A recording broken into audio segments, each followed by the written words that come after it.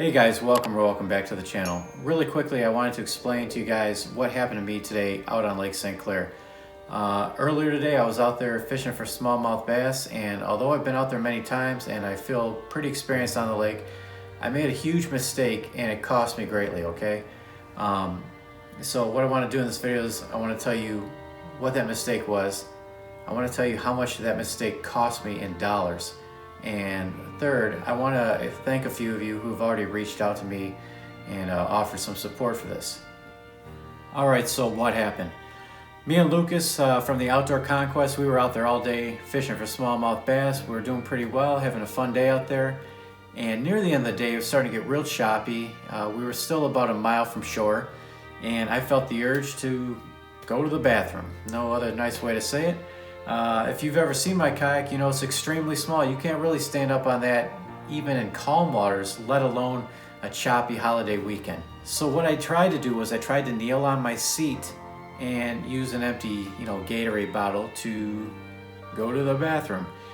Problem is, when I was kneeling on that seat, I didn't see a big wave that was coming from another boater, and it's already unstable enough as it is, and that wave knocked me right into the water. I made one mistake and I paid dearly for it. So again, I want to remind you guys, just because you've seen me out there kayak fishing on Lake St. Clair, just because I do it a lot, it's dangerous, guys, and I proved that today.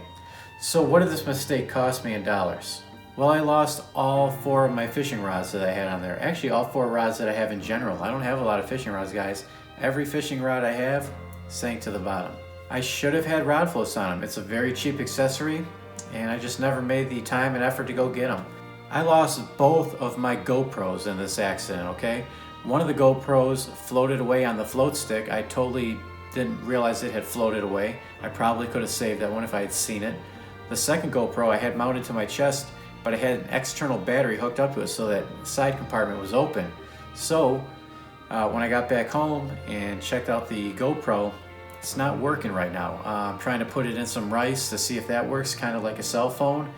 But as of right now, it's not working. And the memory card that was in there is not working on my computer as well. So I can't even show you any of this great footage of me falling in. I'm sure though Lucas from the Outdoor Conquest will be posting it sooner or later. He got plenty of good footage of it. So like I already said, both of the memory cards from those GoPros were gone.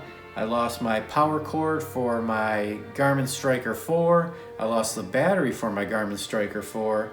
I lost the headlamp. I lost my fish scale, my fish grips. I had 2 tackle boxes with, one of them had all my terminal tackle. The other one had some really good tackle in it. That's gone too. I lost a sandal, so that was really fun walking back. Really fun using the porta potty with no shoes on the way back as well. Yeah.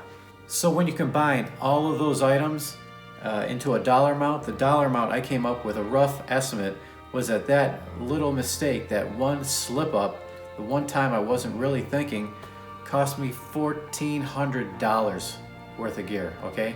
And now I don't have any fishing poles. I don't have any cameras, so right now I'm talking into my cell phone making this video, which I'm surprised my cell phone works. I don't understand how my cell phone, which was in the water for quite a while, works perfectly. Never had an issue with it. So that's I guess that's one plus, than the fact that I didn't die. And lastly, guys, I just wanted to thank a few people. Obviously, number one thanks, Lucas from the Outdoor Conquest. Thanks so much for helping me get back onto the kayak. I was extremely tired, guys. We were out there all day. I was exhausted. It was choppy out. So getting back on that kayak, it took a while, all right? It wasn't as easy as it should have been. And if it wasn't for him helping me, I probably would have been out there floating until another boater came by to help me out, which could have been a little while. So yeah, thank you, Lucas. I appreciate it, buddy. Also, there's a few other guys that reached out to me offering to give me some equipment in the meantime, some setups, some lures, until I got myself back on my feet fishing-wise.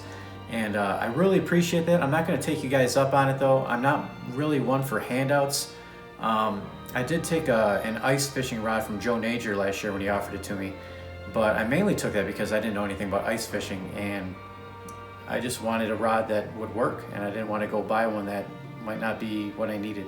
And so it was just a few hours ago that I posted this on YouTube, but already a few people have offered to help.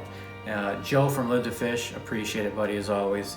Jared from Real Field Fishing, really appreciate you reaching out, offering up some lures and whatnot. Zero from Beard Zero Fishing, obviously a good friend of mine. He's offered me a few things in the meantime. Again, I'm not going to really take him up on that. And Robert from Stumper Jumper Fishing, he was also offering me some setups to borrow until I got some on my own. Appreciate that. Probably won't take you up on it either.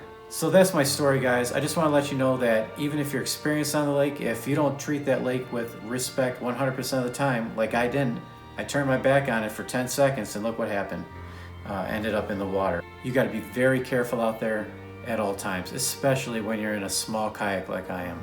So that's it, guys. I hope this video kind of opens your eyes to what can happen out there. I will have one more video coming out. There was one video of me fishing that I hadn't posted yet. Obviously everything from today's footage is a wash. I don't have any of it, and it's disappointing because I caught a couple nice ones today. I'll put some pictures up or something like that. So I appreciate you guys watching. I'm going to take a little break from YouTube until I get myself back on my feet financially with all the costs of cameras and rods and reels and terminal tackle and everything I need to get back fishing. So I'll take a little break, but I'll be back out there eventually. So until next time, guys, tight lines.